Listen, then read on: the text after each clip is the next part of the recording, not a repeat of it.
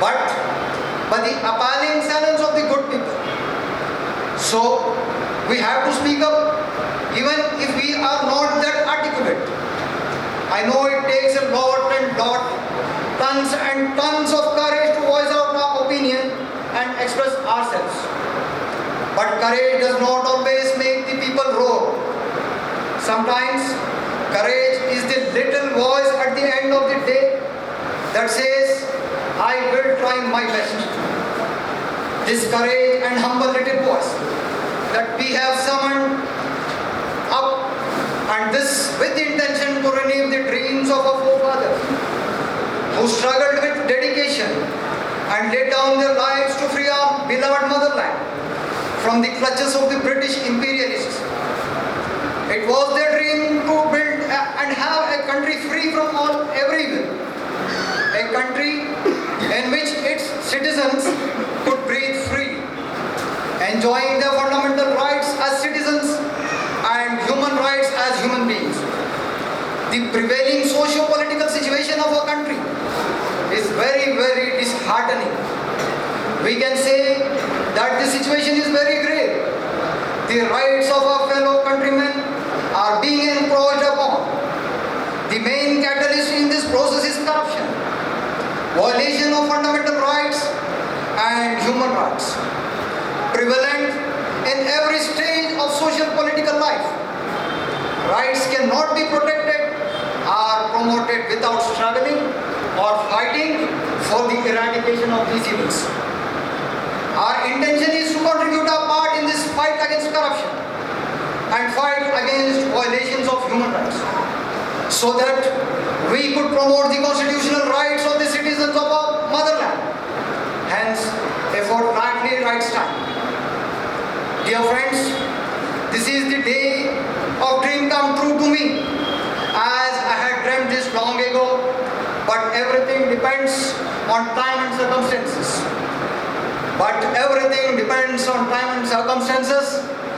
But now today the time has come and also has given an opportunity to do the best we can to our fellow citizens through rights time.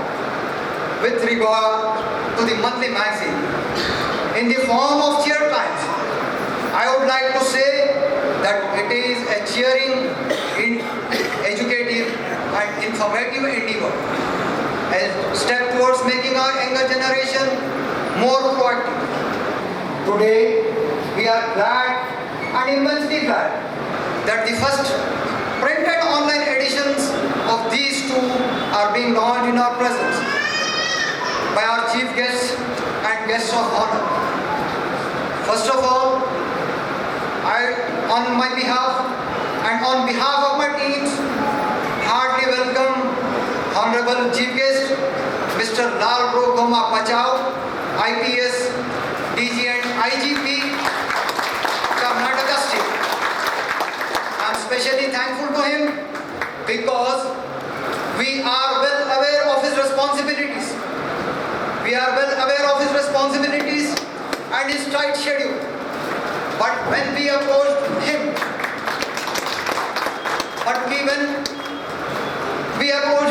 with an invitation and requested him to grace our function as chief guest, he did not hesitate even for a moment, but quickly agreed when he looked at our program and our future vision. Once again, I on my behalf and on behalf of my teams, welcome Mr. Lal Ro Khoma Pachau, DG and IG Karnataka State, the chief guest of today's occasion. Friends, I welcome our another chief guest, former Chief Justice, High Court of Odisha and an ex-member of Parliament from Chitradurga, Honorable N.Y. Hanumanthappaji. In spite of his heavy schedule, he obliged on our request to grace the function by his presence. I am really happy and feel proud to welcome him on this occasion.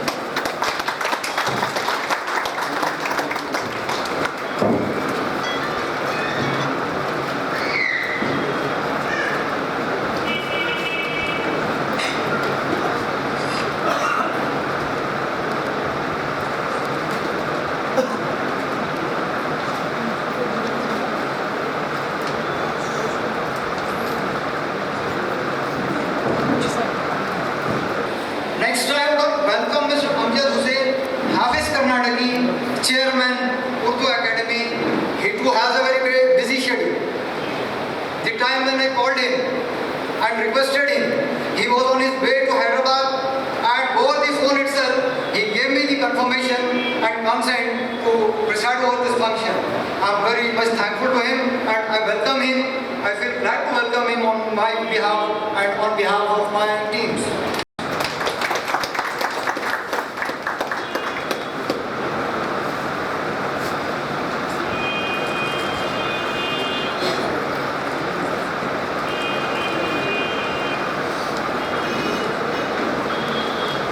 Friends, I wholeheartedly on my own and on behalf of my teams welcome Mr. H.S. Ismatullah Khan, Additional Commissioner for Commercial Taxes, as guest of honor on this marvelous occasion. Friends, he has supported me socially, morally, in every aspect. He has supported me to bring up these issues. I'm very much glad to welcome him on this occasion.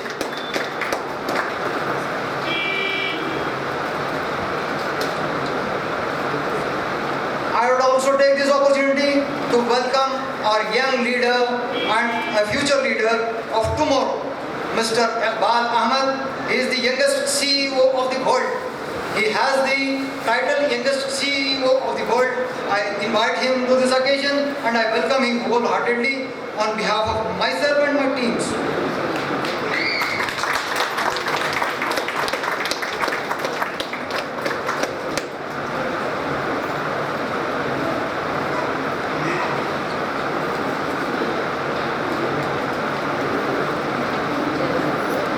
Also welcome one and all for taking trouble to join us on our call to be a part and share our happiness on this remarkable event.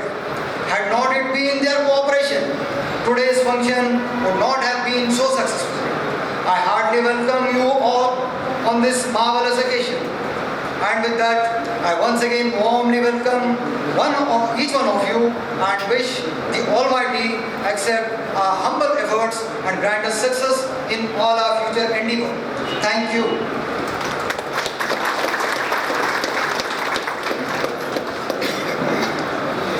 Thank you, Mr. M.S. Siddiqui, the Editor-in-Chief of both Cheer Times and Rights Time. Now, with great respect and honor, I would like to request Mr. Lal Rahuma Patel, IPS, the DG and IGP of our state, to please come forward and take this opportunity to release the first volume of Rights Time, the fortnightly paper. Sir.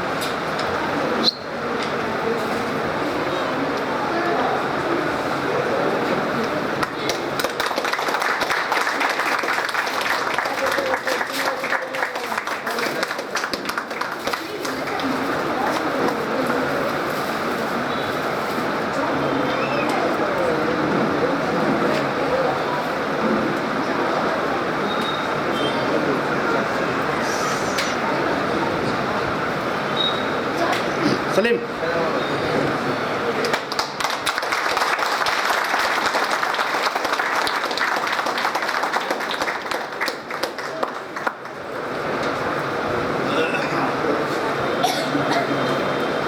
Thank you very much, sir. Now, I would like to invite Mr. N. Y. Hanumantappa, the Honorable former Chief Justice of Orissa High Court and the ex-MP of Chitradurga. I would like to request him to please come forward and launch the monthly magazine Cheer Times.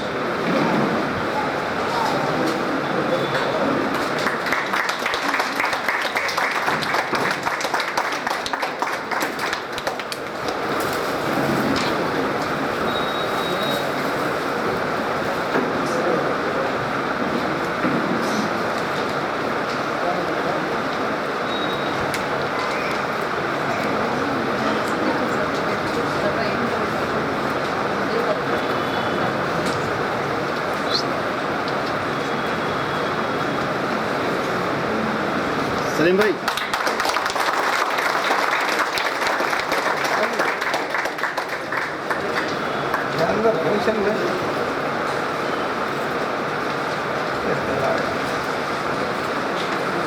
Thank you very much.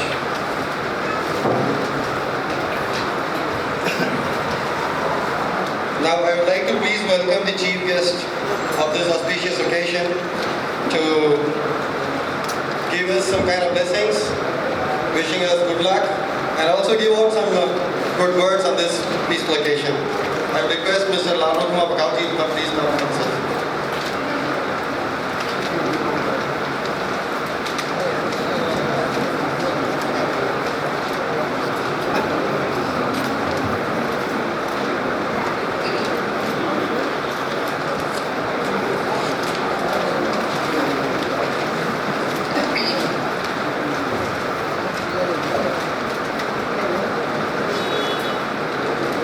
Honorable N.Y. Hanumanthappa, former Chief Justice of Odisha High Court, and Honorable ex-MP, Mr. H.S. Ismatullah Khan, respected former Additional Commissioner, Commercial Taxes, Karnataka Government, Mr. Amjad Hussain Hafiz, respected Karnataka Chairman, Karnataka Urdu Academy, Sri M.S. Siddiqui, Chief Editor of Chair Time and Right Time. It's my proud privilege to be with all of you on this auspicious evening.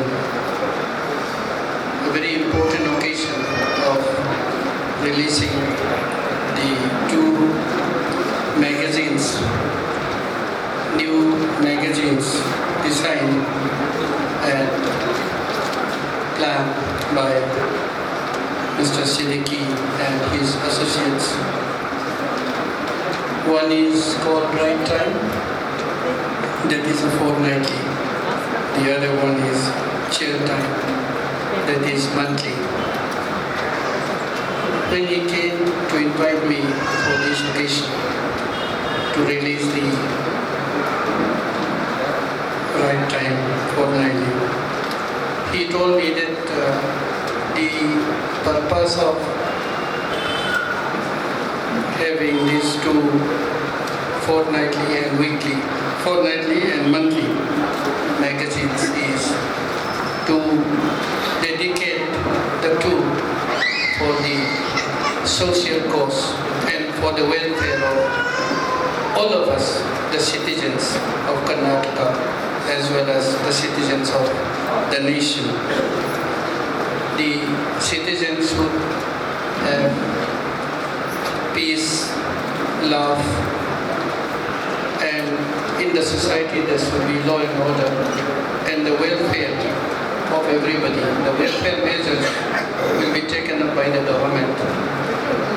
To achieve that, there will be need of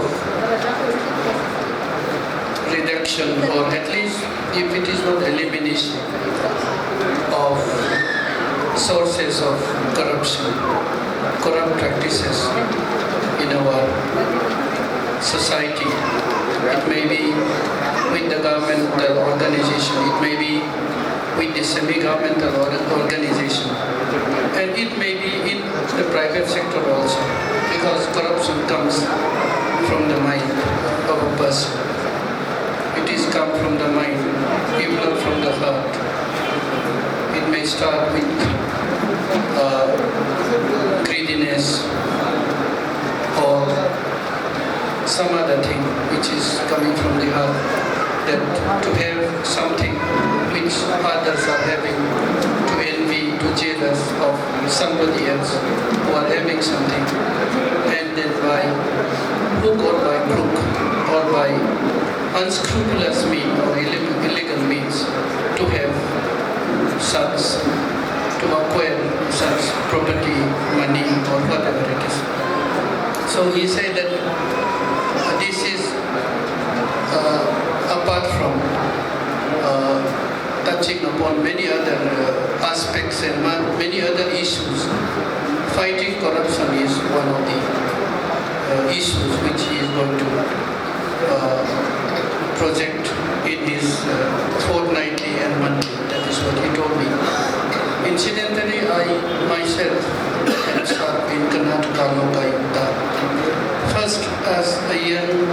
superintendent of police. That time there was a state vigilance commission. I served there for a few months, and during that time itself, during our former Honorable Chief Minister Ramakrishna Hegde's time, the State Vigilance Commission was converted into a Karnataka Lokayukta by passing an act. I think that was sometime in 1984, if I'm right. So then, incidentally, to my fortune or my misfortune, I don't know,